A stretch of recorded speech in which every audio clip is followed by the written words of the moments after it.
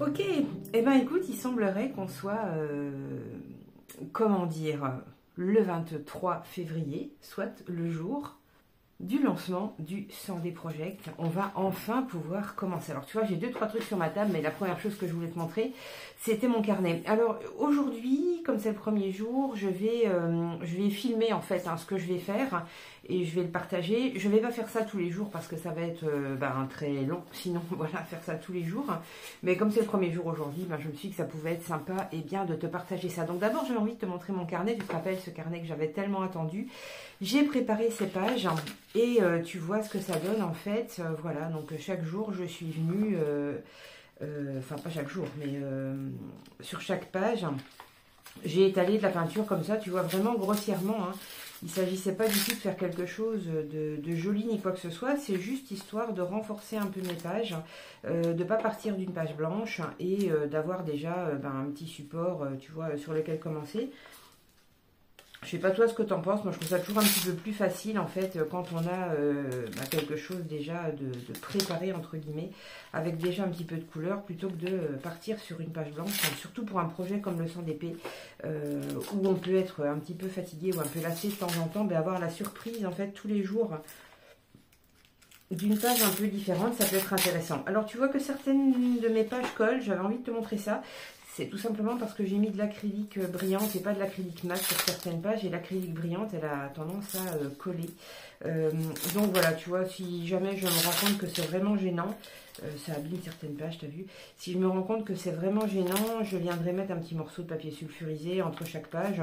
Ou bien, même éventuellement, quitte à passer un peu de vernis en spray ou quelque chose comme ça, histoire de matifier entre guillemets un petit peu les pages avec de l'acrylique brillante. Alors tu vois, ce carnet en fait il fait comment dire, il a 130 feuilles, donc ça fait 260 pages. Je suis quand même allée jusqu'au bout pour décorer les feuilles. Je me suis dit que comme ça, on ne sait jamais. Si j'avais envie, oh là là, tu vois, ça colle. Je me suis dit, voilà, si j'avais envie de poursuivre le projet après la date, eh bien, ce serait toujours possible, sans aucun souci. Donc, tu vois, de temps en temps, il va juste falloir que je sépare les pages comme ceci pour que ça se passe un petit peu mieux. Donc, en définitive, j'ai fait une moitié de ces pages avec de l'acrylique en tube et une autre moitié avec de l'acrylique en encre. Et l'encre, eh ben, c'est beaucoup plus simple parce que pour le coup, comme c'est vraiment de l'acrylique, j'ai pas pris de la seignelier par exemple qui aurait collé, mais l'acrylique elle ne colle pas du tout, donc c'est beaucoup plus facile en fait pour tourner les pages. Là vraiment les pages qui collent, c'est les pages à l'acrylique ou au pinceau. Enfin soit, je vais arrêter de te raconter ma vie et mes problèmes d'acrylique qui collent. C'est pas ça le plus important. Donc moi tu sais, mon 100DP, tu sais ou tu ne sais pas, peu importe, je vais le redire, mon 100DP, il va s'agir de venir chaque jour travailler un portrait sur une page de mon carnet. Et j'ai vraiment envie de travailler ces portraits de manière la plus libre qui soit. L'idée, c'est pas de faire du portrait réaliste ni quoi que ce soit. Je m'amuserai pas du tout à faire un projet comme celui-là. Mais plutôt d'explorer en fait plein de façons de faire des portraits. Et surtout de la manière la plus lâche entre guillemets possible, la plus détendue, avec le plus de lâcher prise, parce que c'est ça qui va vraiment m'intéresser. Je vais essayer ou pas, ça va dépendre des jours en fait, d'avoir une petite image de référence. Tu vois, j'ai pris ça dans un magazine, juste histoire d'avoir une petite image de référence pour savoir par où commencer. Et dans la mesure où le 100DP, potentiellement c'est un petit peu... comment dire, c'est pas stressant, mais c'est vrai qu'on met un petit peu d'enjeu, et ce dès le début.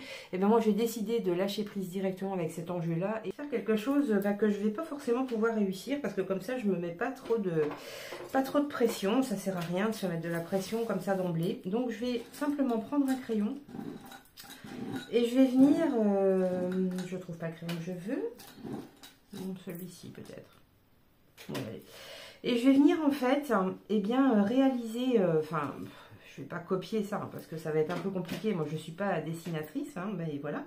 Mais je vais venir m'inspirer en fait de ce portrait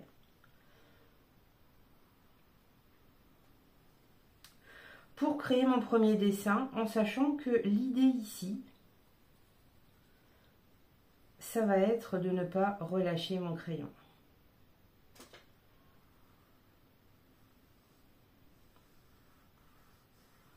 Tu vois, je laisse le crayon toujours posé.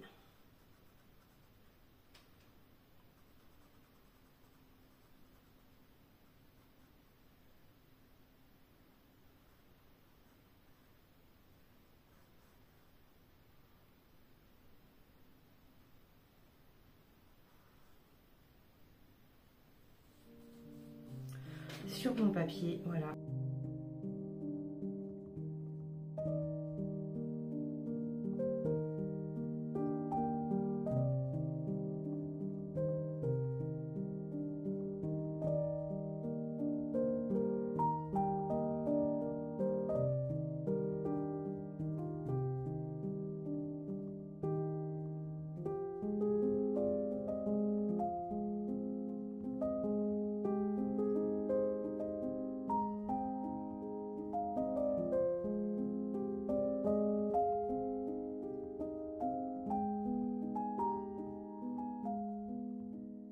Et donc voilà pour mon premier jour. Alors tu vois, hein, on n'est pas sur quelque chose d'extraordinaire.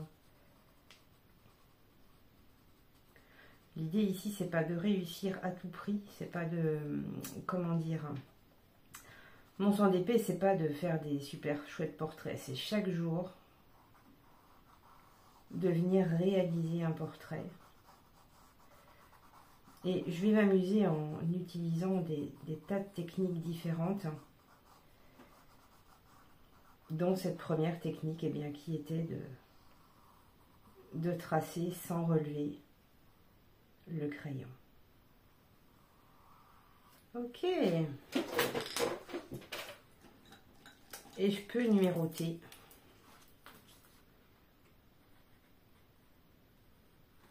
Mon premier jour, et tiens, je suis en train de me dire que j'aurais pu, tu vois, imaginer que je suis restée ici, mais c'est vrai que j'aurais pu faire les petites...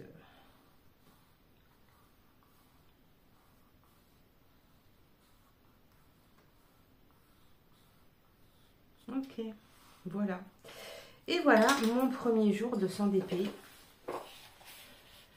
Et il est tout à fait assumé en fait que ce premier jour soit un peu pas très exact, pas très forcément esthétique, mais j'aime bien commencer un défi de ce type-là avec en me rajoutant de la difficulté supplémentaire, parce que comme ça, j'ai le droit de rater si tu veux. C'est difficile de réaliser un portrait sans lever ton crayon, donc dans la mesure où c'est difficile à faire, eh bien, je considère que j'ai le droit de me foirer, et c'est pas grave si ce premier jour est pas ultra ressemblant. De toute façon, tu vas voir que au fil des jours, hein, que moi je suis pas du tout dessinatrice, c'est pas une compétence que j'ai. Si je me lance dans cette histoire de portrait, c'est justement pour explorer d'autres façons de faire du portrait plutôt que d'essayer de coller à la réalité. Donc là, je suis en plein dans mon défi.